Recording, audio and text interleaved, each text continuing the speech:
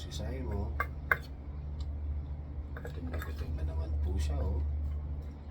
Yan, hindi po kasi siya kumain kanina dahil maagang umalis si Daddy. Tingnan po nyo ngayon, oh. Tingnan po nyo. Kumakain po siya.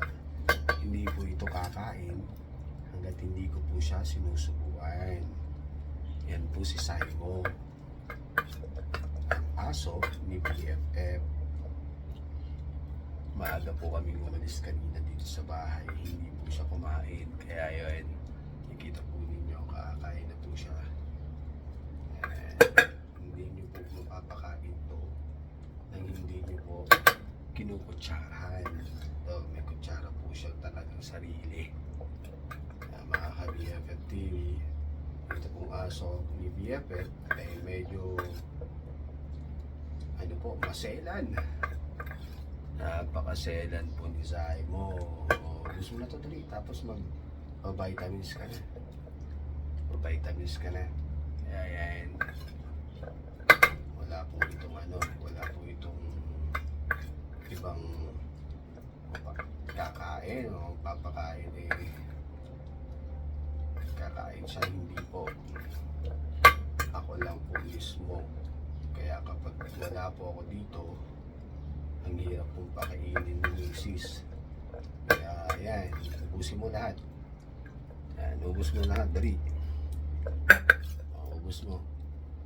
Simutin mo, simot. Simutin mo lahat to. Para mamaya, yan, kikita po ninyo. Simutin mo, dali, simot. Isang magandang umaga po mga ka-BFF at nakikita po nyo si Saimo. Dali, ubus mo na, baby. Konti na lang to. Konti na lang, dali. Konti na lang po, baby Saimo. Tingnan po nyo. Talagang 4 na lang, 4. 4 na lang, 4. 4 na lang to, dali, dali. Yan, 4 na lang to, 4. Dali. Very good Saimo sa food, mga ka-BFF. Tignan po nyo, nakakutsara po yan. Napakakutsara pa, selan nitong asong to. Kung hindi mo bibigyan o pagkain na hindi nakakutsara, hindi po siya kakain. Yan po, tignan po nyo. Yan, okay na, malapit na. Malapit na. Okay, 4 na lang.